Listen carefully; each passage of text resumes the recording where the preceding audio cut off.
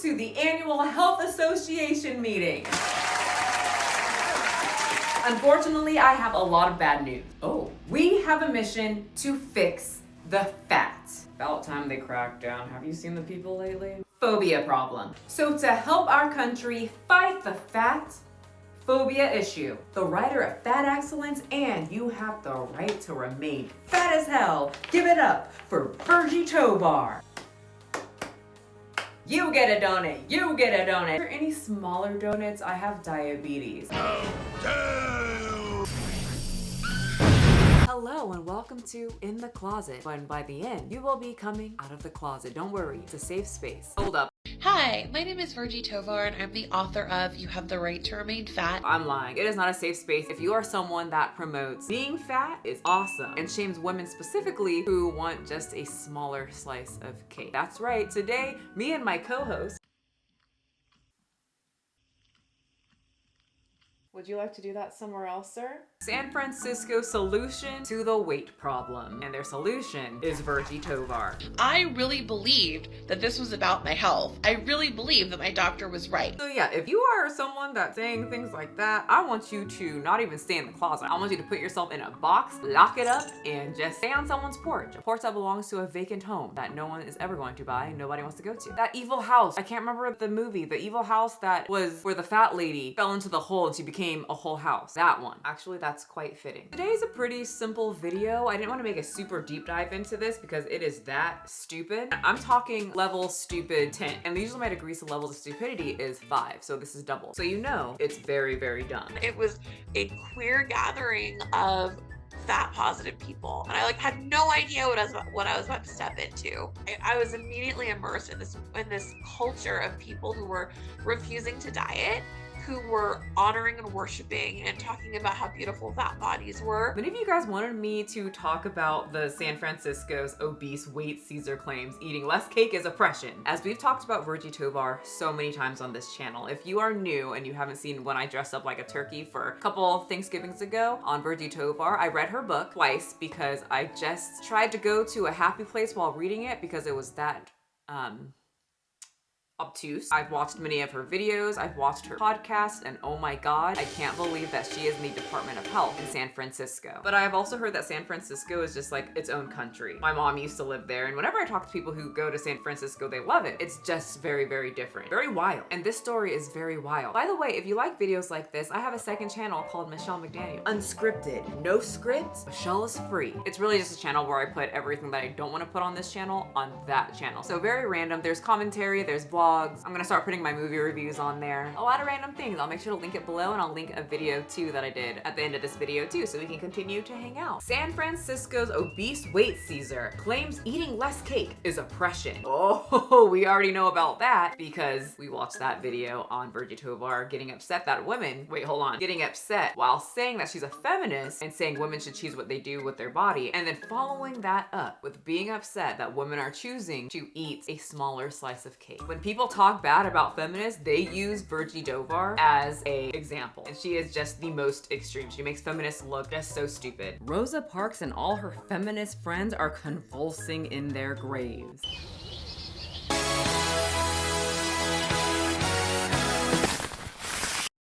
Ladies, we have one more to take care of.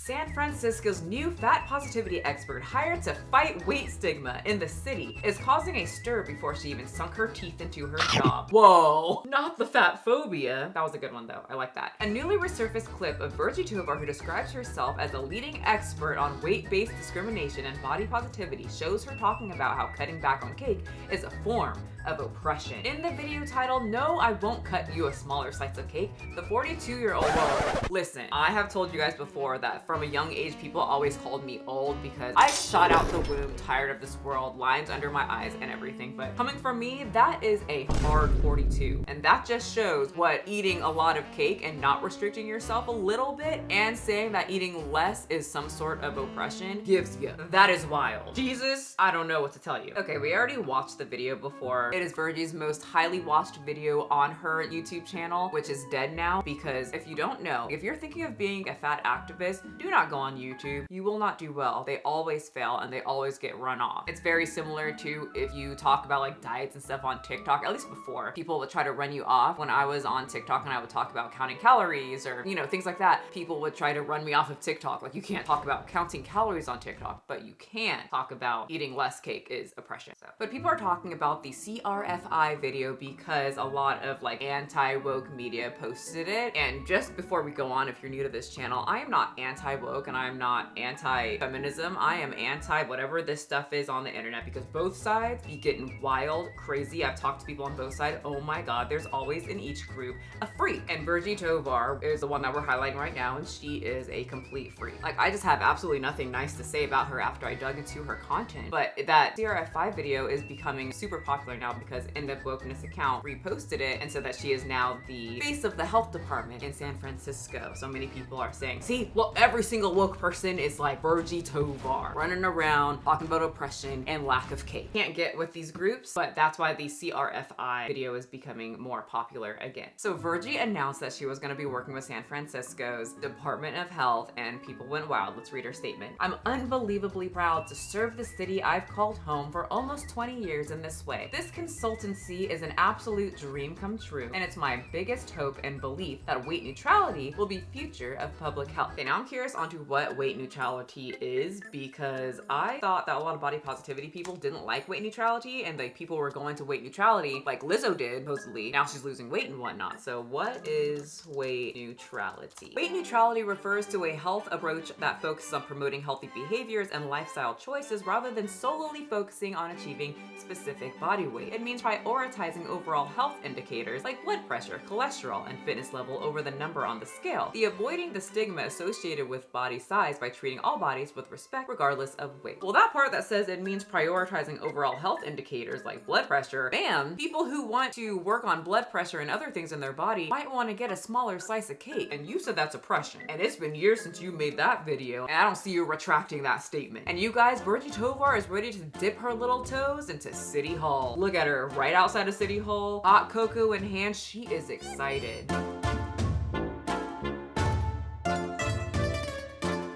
We need to make this a little bit more accurate. Hey, don't you be calling me fat phobic, because one, yes I am. Everyone should be horrified of what obesity brings to you, but two, Chica is all about the food. She loves the food. I love the food. If I saw, you know, junk food on top of a building, I would probably walk in too, to be completely honest. Anyway, now let's dip our toes into Virgie Tovar, the consultant of health for San Francisco, or whatever the hell she's called, into her Instagram and see what she's all about. What can San Francisco look forward to? Diet culture has morphed from pills to cleanses to fasting to GLP-1s. It's gone from promising us the perfect life to threatening us with poor health. People have been saying that for a long time. They did say like, get skinny, be happy, but they also would talk about the health issues too. It's easy to feel confused because it's designed to be confusing. No, there's nothing confusing about obesity, bad. Being too skinny, also bad. Finding middle ground, good. Let's just read on. It's easy to feel confused because it's designed to be confusing, but don't fall for it. It's all still diet culture, and it's got one goal, not beauty or the perfect life or even health, but getting your hard-earned money. That I can agree with, that they want money, but so does she. Miss Buy My Book. I did. It was the worst time of my life. Healthy returns. Novo Nordisk Ozempic faces scrutiny over a potential link to rare eye condition. I heard about this. You guys always ask me my opinion on Ozempic. I have made videos about slightly in the past, and I've told you many a times that I do not like shots. I don't know much about it. I don't get it because I just can't fathom pricking myself with something. I have a panic attack at the doctor when I get a shot. You think I'm gonna do that myself? You think these hands are gonna do that myself? No, absolutely not. So even like reading about it just freaks me out. But she's basically saying in this post that you will get an irreversible disease where you cannot see anymore. And go look up the study yourself. I'm not too sure. I don't take Ozempic. I'm not worried about it. But I just find it very fascinating that a lot of these fat acceptance people are talking about the effects of Ozempic, and they see and post and recite every single study about the effects of taking Ozempic, but they are literally like this.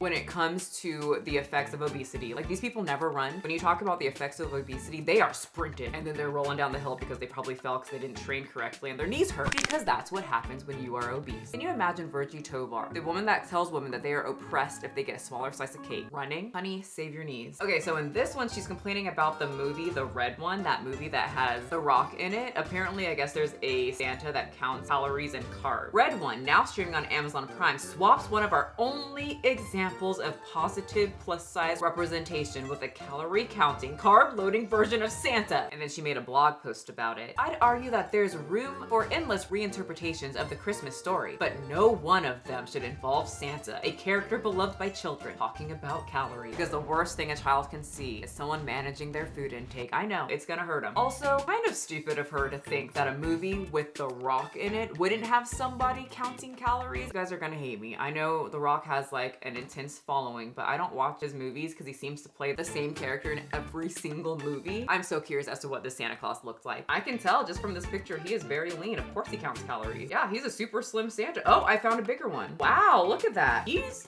got shoulder caps, pulsating veins in his forearms. Honestly, Virgie, what did you expect? It's The Rock. Okay, calm down. The phrase letting yourself go is meant to suggest that the refusal to participate in diet culture is a non-agentic act, a default act caused by failure, when in fact, rejecting diet culture is an intentional choice driven by value and evidence. This is what I'm talking about. They're always talking about evidence. Someone shows them the evidence of obesity, things that can happen with your heart, your internal organs being suffocated by the extra fat, and they say nothing. They say nothing. Well, actually, they do say something. They just call you fat phobic, and then that's it. Only one person commented. Perfectly said. No, it wasn't perfectly said. I think that letting yourself go can be a very rude thing to say to people, but to say that it's just a thing that someone says because you're not doing diet culture, and people who don't do diet culture somehow have embraced on this complete journey of staying away from what the man wants, and they have finally embraced their femininity because now they're obese and eating as much cake as they want. Let me tell you something. I have never said, well, probably when I was younger, but then when I got older, I had never said, man, I'm gonna go to the gym so a man can like me. Ooh, I really want to do pull-ups so a man can like me. Men, I know this will hurt your feelings, but a lot of men will stick their penis into any wormhole that they can find. It's pretty simple to get a man to like you. Beauty is subjective. Look at Virgie Tovar. She is a married woman, so all of you people saying woke women can never get married, this is a liberal woman this. A lot of liberal women are married or in very, very tight, good relationships. So you can calm down. We do not judge big groups like this. We judge Virgie Tovar and other certain people in her community. Not every single person that is liberal believes in fat acceptance. Let's calm that down. If that was true, then California as a whole would be obese as fuck. California is very fat phobic. No one can tell me otherwise. I live here. Ooh, this one has a fat guy, feet up, in a chair, popcorn, watching TV, hair a little crazy. Let's see what it says. A person holding a remote and a recliner with a bowl of popcorn. Everything else you see, that is you making shit up. That is your work to do, not theirs.